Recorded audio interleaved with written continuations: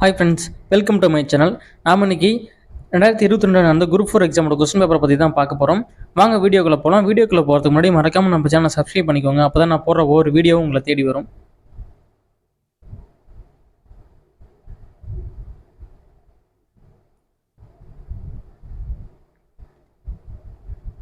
First question, உவமை தொடர் உணர்த்தும் பொருத்தமான பொருளை தேர்ந்தெடுத்து எழுதுக. உள்ளங்கை நெல்லிக்கனி போல.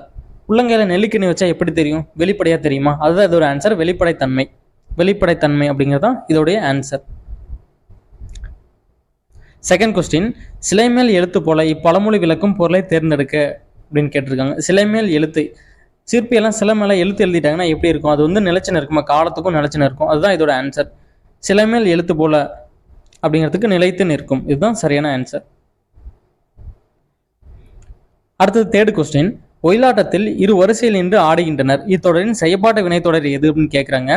இதுக்கான ஆன்சர் பார்த்தீங்கன்னா ஆப்ஷன் சி, ஒயிலாட்டம் இரு வரிசையில் நின்று ஆடப்படுகிறது. இதுதான் அதோட ஆன்சர்.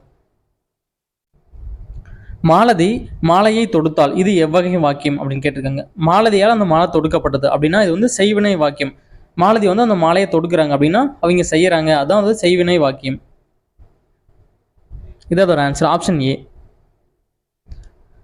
அடுத்து ஃபிஃப்த் கொஸ்டின், இலக்கண குறிப்பறிதல் சாலச் சிறந்தது தொடரின் வகையை அறிக அப்படின்னு கேட்டிருக்காங்க. சாலச் சிறந்தது அப்படின்னா ஒரு சொற்றொடர். இதுதான் அதோட சரியான ஆன்சர். பெயர் சொற்களை பொறுத்துகன்னு கேட்டிருக்காங்க. பொறுத்துக, மல்லிகை, பள்ளி, கிளை, இனிமை. ஒரு நல்லா தெரிஞ்சுக்கோங்க. இனிமை அப்படின்னா அது வந்து பண்பு பெயர் தான். கடைசி ஐல முடிஞ்சோ அது எல்லாமே பண்பு பெயர் தான். இனிமை அப்படின்னா பண்பு பெயர். மல்லிகை அப்படின்னா அது வந்து பொருள். பள்ளி அப்படின்னா அது வந்து இடப்பெயர். சினை அப்படின்னா கிளை அப்படின்னா சினை பெயர். இது அதோட ஆன்சர். பார்த்தீங்கன்னா ஏக்கு 4, பிக்கு 3, சிக்கு 1, டிக்கு 2. ஆப்ஷன் ஏ இதுதான் சரியான ஆன்சர். பொருத்தமற்ற பெயர் சொற்களை எடுத்து எழுதுகன்னு கேட்டிருக்காங்க. பொருத்தமற்ற பெயர் சொற்களை எடுத்து எழுதுக. நம்ம கொஸ்டினை கரெக்டாக ரீட் பண்ணோம்னா ஆன்சர் ஈஸியாக பண்ணிக்கலாம். நம்ம கொஸ்டினே தப்பாக ரீட் பண்ணோம்னா கண்டிப்பாக நம்ம தப்பு பண்ணிடுவோம். பொருத்தமற்ற பெயர் சொற்களை எடுத்து எழுதுகன்னு கேட்டிருக்காங்க. பொருத்தமற்ற அப்படின்னா காலப்பெயர் அப்படின்னு அது வந்து என்ன ஆண்டு செம்மைன்னு கொடுத்துருக்காங்க. அப்போ இது தப்பு. சினை பெயர் அப்படின்னா கண், அதாவது சினை பெயர் அப்படின்னா அது வந்து கண். அப்போ இது சரி. பண்பு பெயர் அப்படின்னா நான் என்ன சொல்லியிருக்கேன்? கடைசி ஐல முடியும். பண்பு பெயர் அப்படின்னா செம்மை, அப்படின்னா இங்கே ஆண்டுன்னு கொடுத்துருக்காங்க. ஆண்டு அப்படின்னா என்ன? காலப்பெயர். அப்போ இதுவும் தப்பு. தொழிற்பெயர் அப்படின்னா வந்து ஆடுதல். ஆடுதல் அப்படிங்கிறது வந்து ஒரு தொழில் பெயர். அப்போ இது சரி. இப்போ என்ன கேட்டிருக்காங்கன்னா பொருத்தமற்ற பெயர் சொல்ல எடுத்து எழுதுன்னு கேட்டிருக்காங்க. இப்போ பொருத்தமில்லாத எதுனா ஏவும் சியும் தான் பொருத்தமில்லாத. அப்போ இதுதான் சரியான ஆன்சர் ஆப்ஷன் ஏ. அடுத்தது 8th கொஸ்டின், கேள் என்னும் வேர்ச்சொல்லின் வினையச்சத்தை தேர்ந்தெடுக்கன்னு கேட்டிருக்காங்க. கேள் என்னும் வேர்ச்சொல்லின் வினையச்சத்தை தேர்ந்தெடுக்க. வினையச்சம் அப்படின்னா கேட்டு. இதுதான் அதோட சரியான ஆன்சர். தனிந்தது என்ற சொல்லின் வேர்ச்சொல்லை எடுத்து எழுதுக. தனிந்தது அப்படின்னா தனிந்தது அப்படிங்கிற வேர்ச்சொல் என்னன்னா தனி. இதுதான் அதோட ஆன்சர் ஆப்ஷன் ஏ. அடுத்தது தருக என்னும் சொல்லின் வேர்ச்சொல்லை கண்டறிந்து எழுதுக. வேர்ச்சொல் அப்படின்னா என்னன்னா தா அப்படிங்கிறது தான் முதல். தா தருக அப்படிங்கிறது தான் சரியான ஆன்சர் ஆப்ஷன் சி. ஸோ ஓரெழுத்து ஒரு மொழிக்குரிய பொருளை கண்டறிந்து எழுதுக.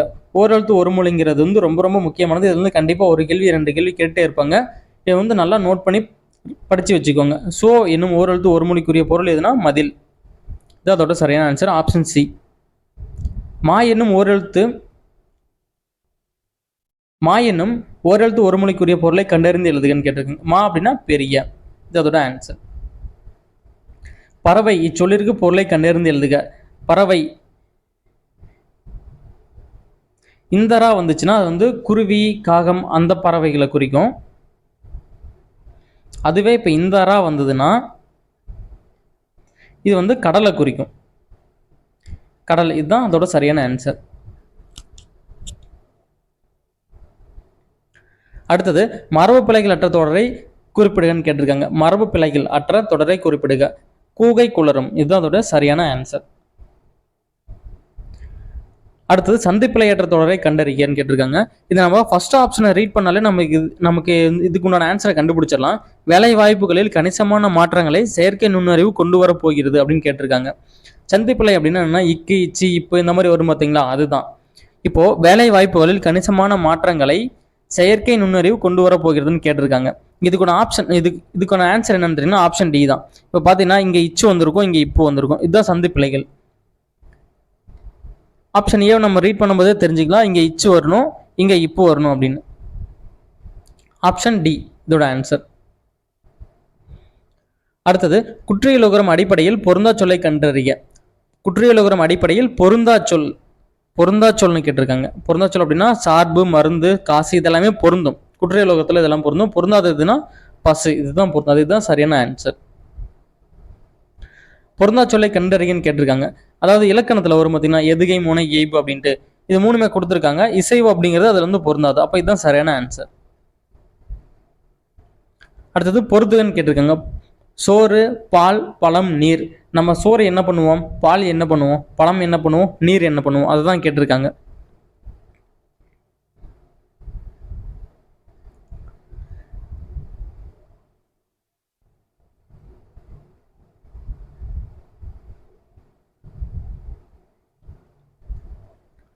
சோறு என்ன பண்ணுவோம், சோறு உண்டான், பால் பருகினான், பழம் தின்றான், நீர் குடித்தான். இதுதான் அதோட சரியான ஆன்சர். Option C. அடுத்தது பொறுத்துக்கு, அதாவது தமிழ் எண்களை பத்தி கேட்டிருக்காங்க. இது இதுல இருந்து கண்டிப்பா ஒரு கேள்வி கேட்டுருவாங்க. இது நல்லா நோட் பண்ணிக்கோங்க. இது 6th அல்லது 7th புக்ல இருக்கும். நல்லா ரீட் பண்ணிக்கோங்க. இது ரொம்ப ரொம்ப முக்கியமானது. அடுத்தது பண்டைய காலத்தில் யோகம் பயின்று அறிவு நிரம்பியவர்கள் யாருன்னா சித்தர்கள். ஓகே ஃப்ரெண்ட்ஸ், நம்ம இன்னைக்கு 20 கேள்விகள் பார்த்துருக்கோம். இந்த வீடியோ பிடிச்சிருந்தா மறக்காம நம்ம சேனலை சப்ஸ்கிரைப் பண்ணிக்கோங்க. டிஎன்பிஎஸ்சிக்கு படிக்கிறவங்க ஃப்ரெண்ட்ஸுக்கும் ஷேர் பண்ணுங்க. தேங்க்ஸ் ஃபார் வாட்சிங்.